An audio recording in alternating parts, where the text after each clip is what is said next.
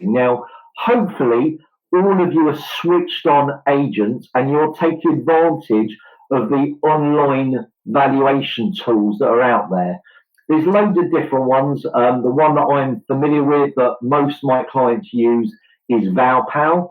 That's a fantastic tool. You might be part of the guild, and I believe they have their own online valuation tool, or others out there.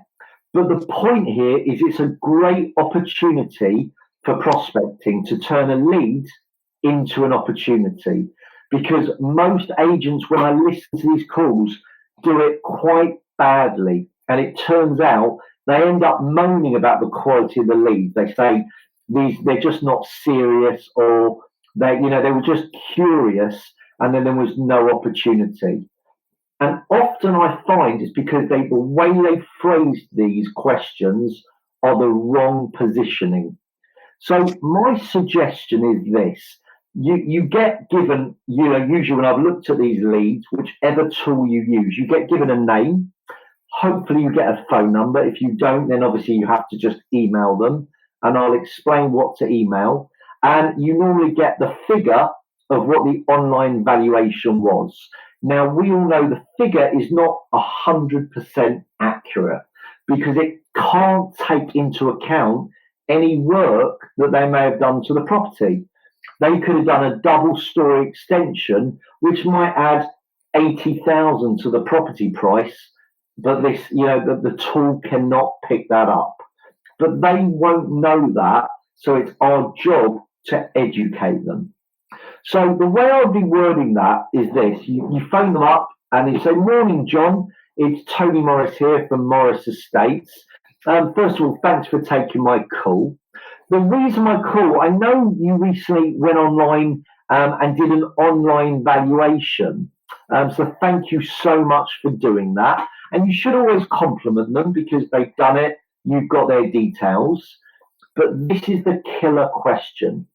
I would say, just out of curiosity, John, there's two killer questions, by the way. The first one, just out of curiosity, who recommended you to Morris Estates?" I'm using Morris Estates as that's my surname. So if I ever had an agency, that's probably what I'd call it. Or maybe I'll come up with something a bit snazzier, but let's go with it.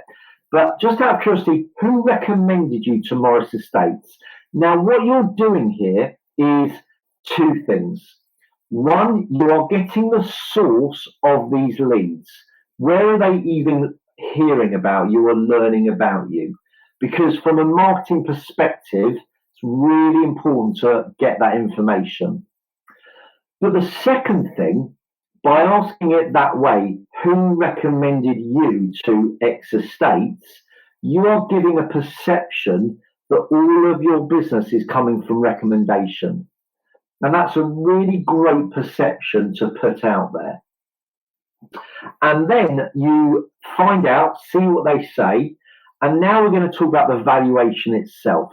And this is what I would say, from my experience, the best question to ask. And I would just say, can I ask you, John, what prompted you to get an online valuation? Or what prompted you to get a figure for your property? Zip up.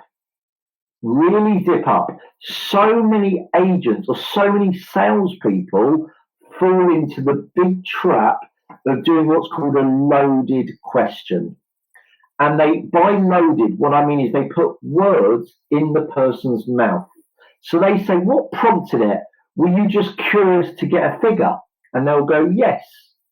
Or, are you thinking of moving at the moment? No, not really. We just wanted to get a figure. Oh, okay then. Well, if you think about moving, give us a ring. And before you even put the phone down, they forgot the name of your agency. So massive point here. Do not load the question. Ask a good open question and zip. What prompted you to get a figure for your property? Let them talk, listen to what they say. And they might just say, I was just curious.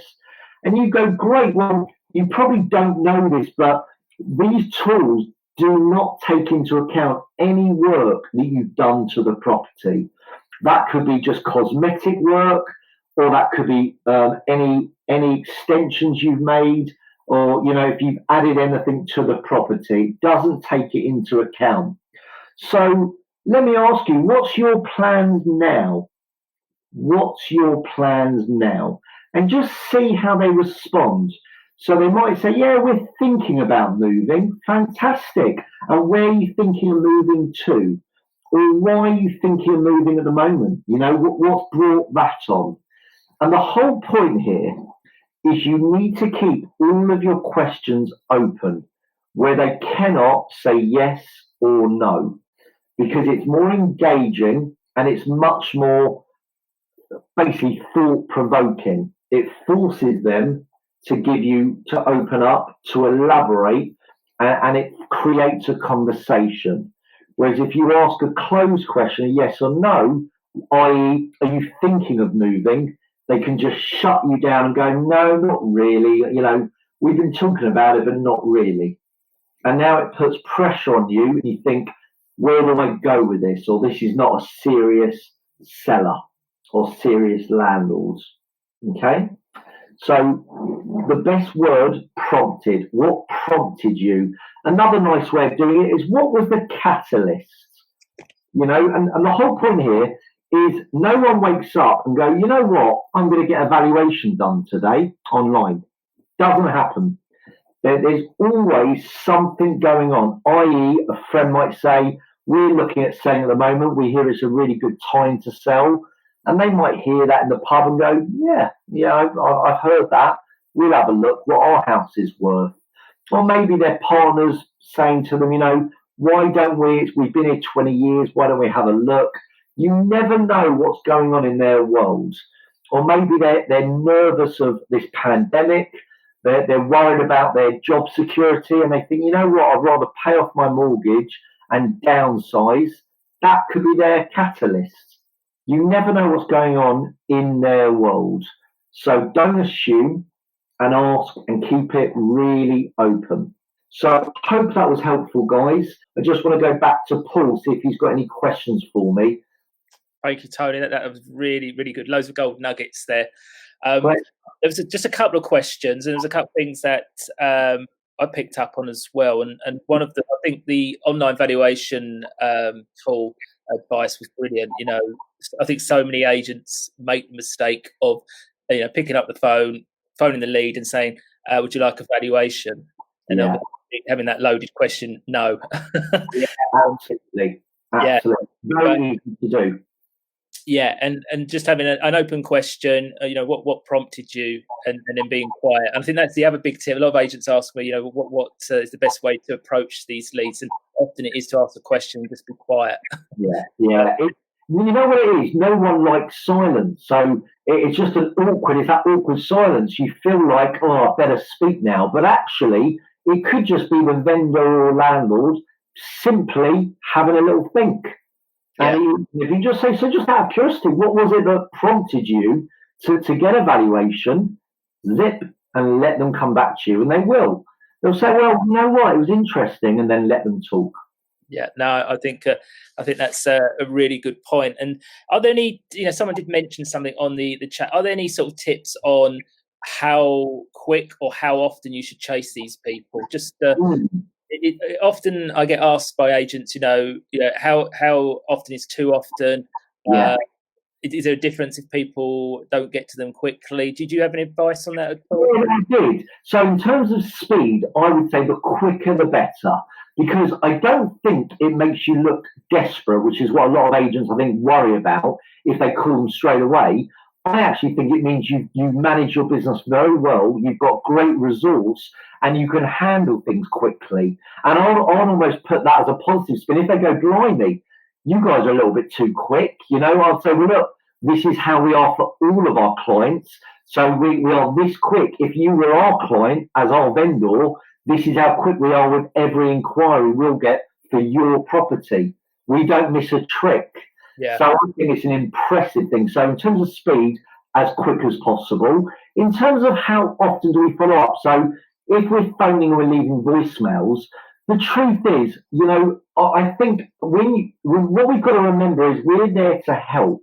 So if we're not cold calling them, so if they've done an online valuation, they are saying, for whatever reason, I need help, because we are thinking, contemplating, just considering the idea of selling. That doesn't mean they're hot to trot.